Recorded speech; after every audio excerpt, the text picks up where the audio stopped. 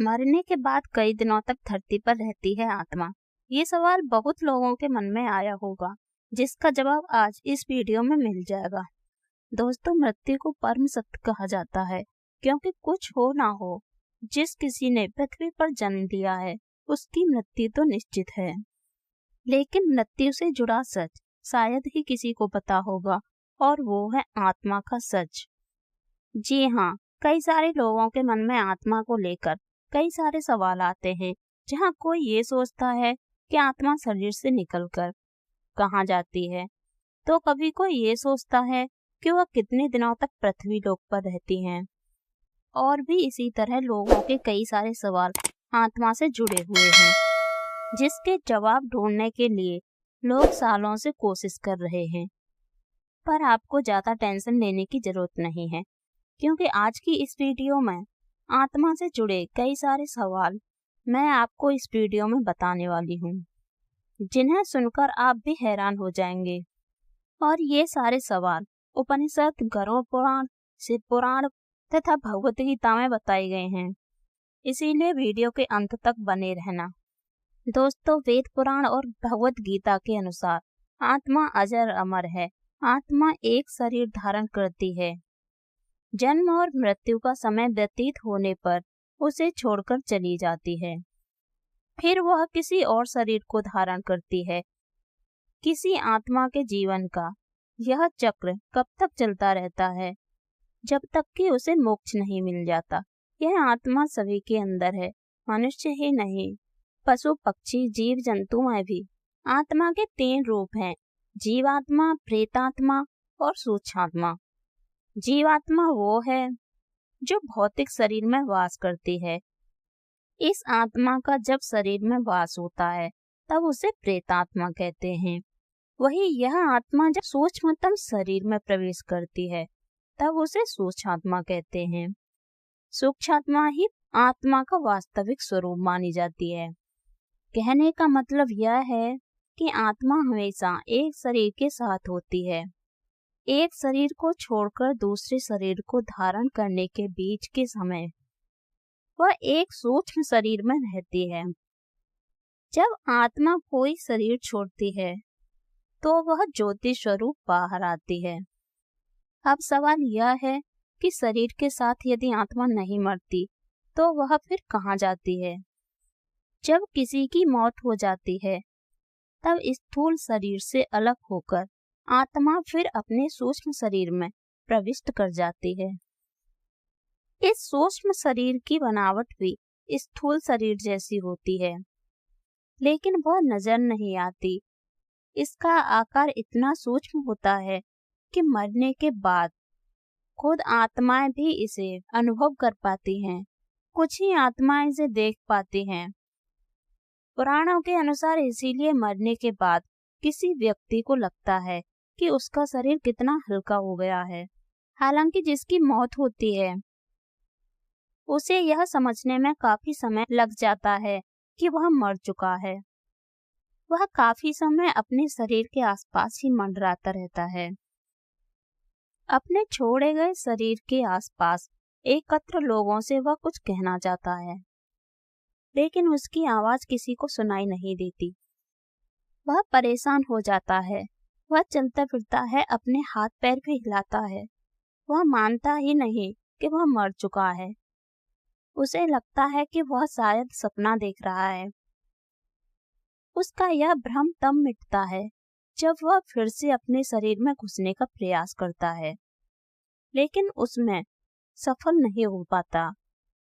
जब तक शरीर का अंतिम संस्कार नहीं कर दिया जाता तब तक जीव उसके आसपास मंडराता रहता है।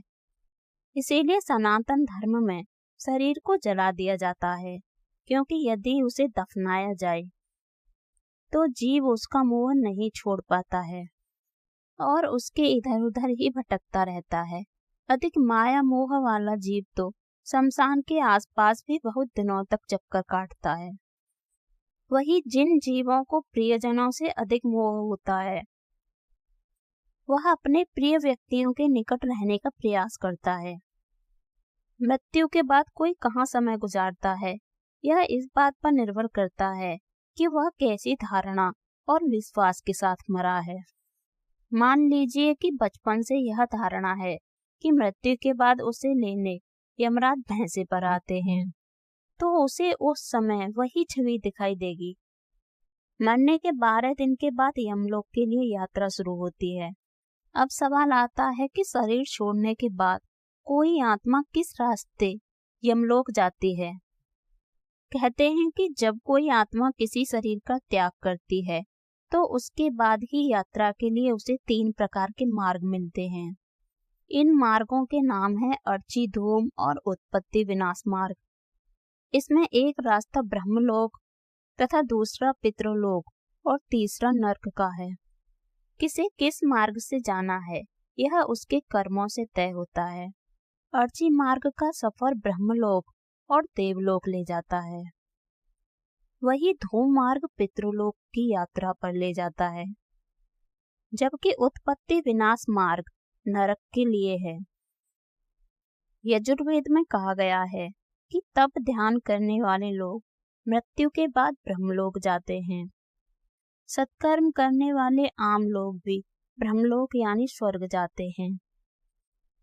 यदि आप यह जानना चाहते हैं कि स्वर्ग जाने पर क्या होता है, तो वहां जाने का मतलब है देव बन जाना। वहीं बुरे कर्म करने वाले लोग मौत के बाद प्रेत योनि में अंतकाल तक भटकते रहते हैं। बाद में वह फिर से धरती पर जन्म लेते हैं। हालांकि यह जरूरी नहीं कि वे फिर से मनुष्य योनि में ही जन्म लें। पुनः धरती पर आने से पहले इस तरह के जीव पितृलोक में रहते हैं, वही उनका न्याय होता है। अब सवाल आता है, यमपुरी कब तक पहुंचती है आत्मा? आत्मा तय मार्ग से 17 दिन की यात्रा के बाद 18वें दिन यमपुरी पहुंचती है। गरुड़ पुराण के अनुसार यमपुरी पहुंचने से पहले रास्ते में वैतरणी नदी पड़ती है।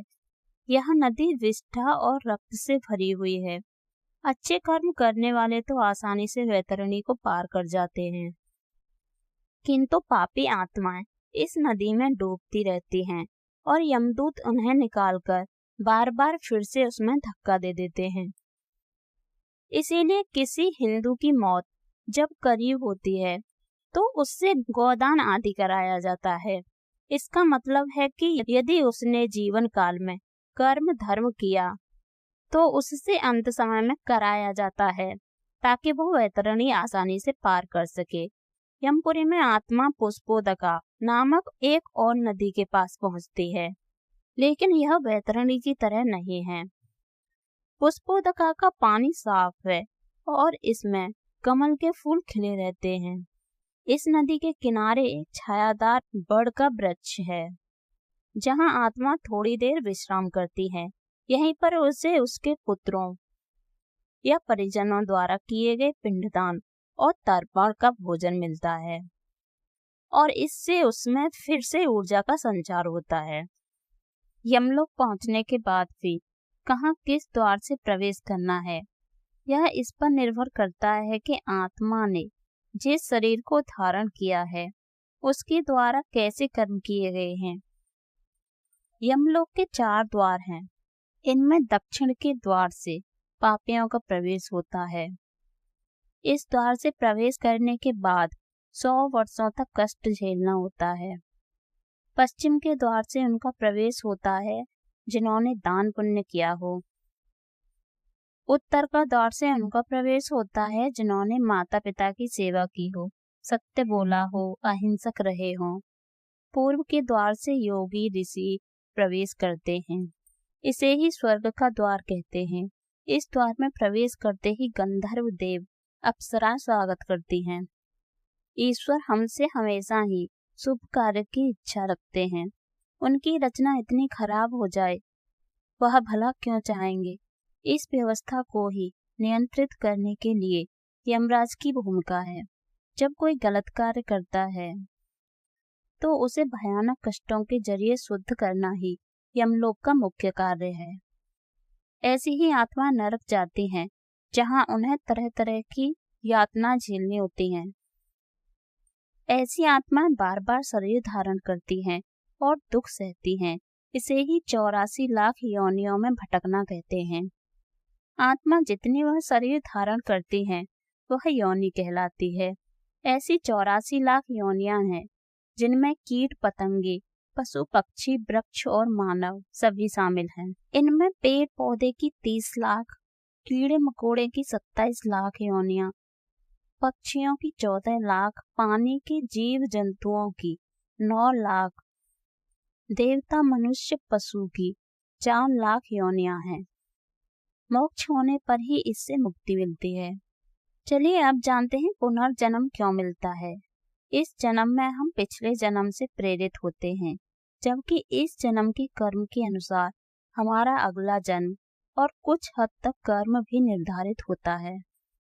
कर्म और पुनर्जन्म दोनों एक दूसरे से जुड़े हुए हैं।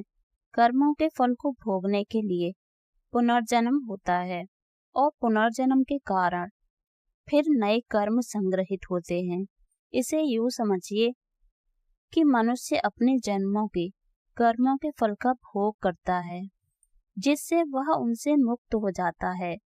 इन भोगों से अनुभव प्राप्त करके वह नए जीवन में इनके सुधार के उपाय करता है, जिससे बार बार जन्म लेकर वह पूरे सुधार के साथ मोक्ष को प्राप्त होता है। इसीलिए हमें हर स्थिति में अच्छे ही कर्म करने चाहिए। वीडियो अच्छी लगी हो तो मेरे चैनल को सब्सक्राइब कीजिए।